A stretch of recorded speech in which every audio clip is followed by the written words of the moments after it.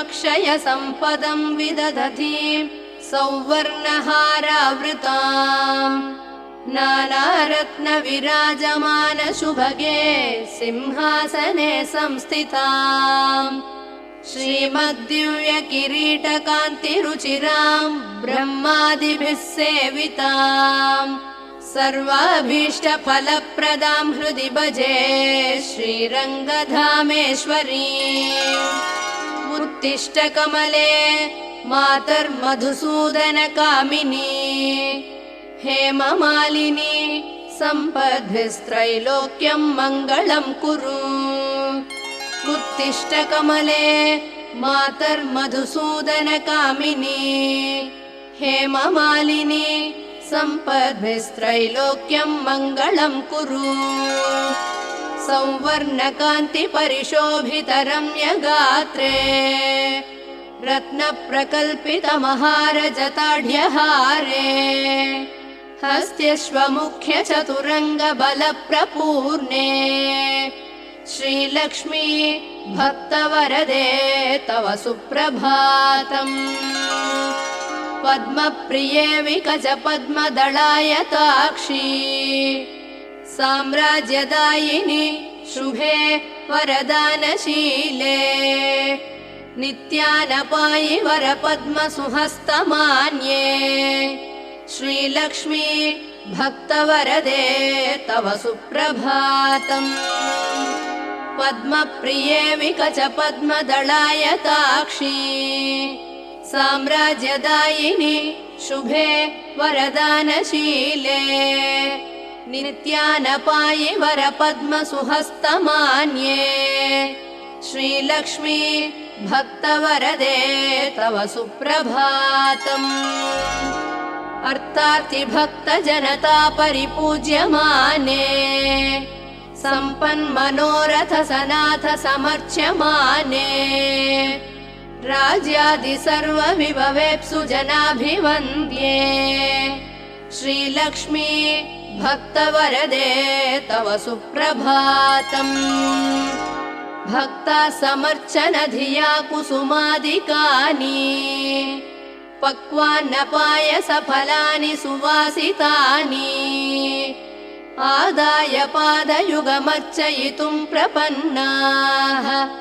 श्रीलक्ष्मी भक्तवरदे तव सुप्रभातम्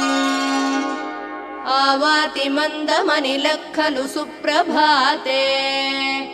पद्मं मनोहर विकासमुदं सुगन्धि सर्वादिशः कमलनाथ कराभिपूताः श्रीलक्ष्मी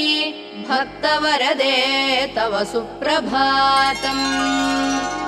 अग्निप्रदीपन विधिं सवहोम कार्यम्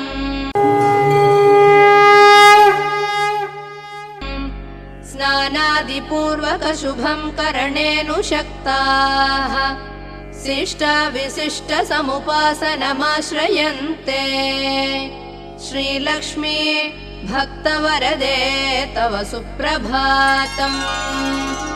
विप्रोत्तमानि गमपाठपरा भजन्ते नीराजनादिविधिना वरयोषितश्च सूच्यार्थसूचनपरास्तव वेत्रहस्ताः श्रीलक्ष्मी भक्तवरदे तव सुप्रभातम् गानामृतार्णवविहारसुखानुभूत्यै वाद्यादिघोष बहुलं बहुगीतनादम् सन्तन्वदेहि वरगायकवृन्दजातम् श्रीलक्ष्मी भक्तवरदे तव सुप्रभातम् अन्योन्यघर्षणपरासुरसिद्धसङ्घाः त्वद्दर्शनोत्सुकतया प्रचलन्त्यजस्रम् त्वद्दृष्टिपातसुफलान्ति धिया वसन्तः श्रीलक्ष्मी भक्तवरदे तव सुप्रभातम् पद्मासनस्थित हिरण्यमयूढ्यदेहे मन्दस्मित प्रकटितानघदृष्टियुक्ते सर्वेष्टदायि करुणामृत दिव्यवर्षे श्रीलक्ष्मी भक्तवरदे तव सुप्रभातम् चन्द्रप्रभातव करोति विशेषमोदम् इन्द्रादिदेव गणमानव दुःखहन्त्री ईङ्कारवाच्य परमेधुनुसेह्य लक्ष्मीम् श्रीलक्ष्मी भक्तवरदे तव सुप्रभातम् चन्द्रप्रभातव करोति विशेषमोदम् इन्द्रादिदेव गणमानव दुःखहन्त्री ईङ्कारवाच्य परमेधुनुसेह्य लक्ष्मीम् श्रीलक्ष्मी भक्तवरदे तव सुप्रभातम् बिल्वो वनस्पतिरजायत त्वत्प्रसादात् मायान्तराय परिहार फलप्रदायी लोकोपकार परता तव माननीया श्रीलक्ष्मी भक्तवरदे तव सुप्रभातम् कल्याणी